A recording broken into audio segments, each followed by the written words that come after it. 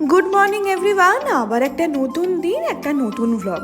সকাল সকাল যথারীতি উঠেই আগে রান্নাঘরে পৌঁছে গেছি। আর আজকে অফিসে যাওয়ার আগে কি খেয়ে যাচ্ছি দেখো। মা আজকে ট্যাংরা মাছ বানিয়েছে, যেটা নিয়েই এসছিল। মাঝে কিছু টাইমে আমি তো খেতামই না ট্যাংরা মাছ। আজকে এত টেস্টি লেগেছে। সকাল সকাল অফিস যাওয়ার আগে এত পরিপাটি করে খাবার দাবার আমার তো ভীষণ ভালো লাগে। অফিসে কাজবাজ শেষ করে চলে এসেছি বাড়িতে, আর এরকম নতুন একটা ফ্লেভার কিনেছি কুরকুরের।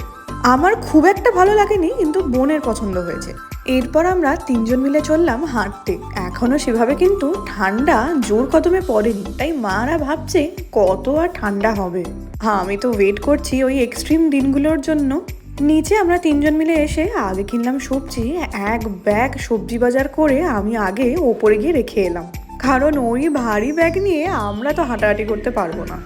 এখন তো শীতকাল, রাতের দিকে একটু বেশি ঠান্ডা পড়ে, ওই জন্য নিচেও লোকজনের বেশি ঘোরাঘুরি নেই। যারা আছে তারা সেই ব্যাডমিন্টন খেলে চলেছে। মা কিছুক্ষণ হেঁটে ওপরে চলে গেল, কারণ আজকে রাতে তৈরি হচ্ছে একটা দারুণ ডিনার। আমি আর বোন অন্যদিকে হাঁটাটা কন্টিনিউ করছি। এত মজা লাগছিল আসলে। সারাদিন অফিস করার পর এইটুকু টাইমই যেন স্বর্গ। এই টাইমটায় না কোনো চাপ আছে, না কোনো টেনশন, না কোনো টার্গেট, শুধু রিল্যাক্স করা। আর এখানে বোনকে দেখো গান চালিয়ে ও নেচে যাচ্ছে। ভাগ্যে সেখানে কেউ নেই, তাদের দেখলে দৌড়ে পালাতো। কি গান ছিল সেটাও আমার মনে নেই, এখন নাকি খুব ট্রেন্ডিং চলছে।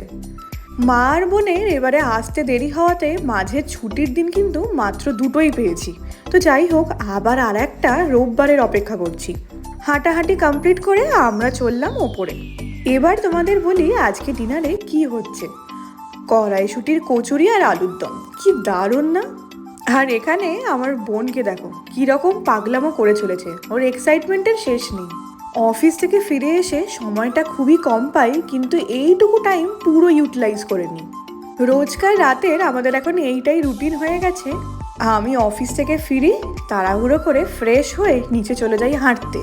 রাতে যখন ডিনার নিয়ে বসি, একদিকে মা নিজের পছন্দ মতো সিরিয়াল দেখে, আর অন্যদিকে আমি আর বোন গোয়েন্দাগিন্নি দেখতে শুরু করি। আর এখানে দেখো কড়াইশুটির কচুরিগুলো কি দারুণ ফুলেছে। এগুলো সত্যি মায়েদের হাতেই সম্ভব। একদিকে যেমন কড়াইশুটির কচুরি ফুলছে, অন্যদিকে আলুর দমের কালার দেখে তো আমি ভাবছি কতক্ষণে এটা আমার প্লেটে এসে পৌঁছবে। তো এই ছিল আমার সারা দিনের গল্প। এই ভিডিওটা এখানেই শেষ করছি। তোমাদের সাথে দেখা হবে আবার একটা নতুন ভ্লগ নিয়ে। যদি কিছু ভালো লাগে অবশ্যই চ্যানেলটাকে সাবস্ক্রাইব করো। এক্সাইটিং ভ্লগ নিয়ে আবার হাজির হবে।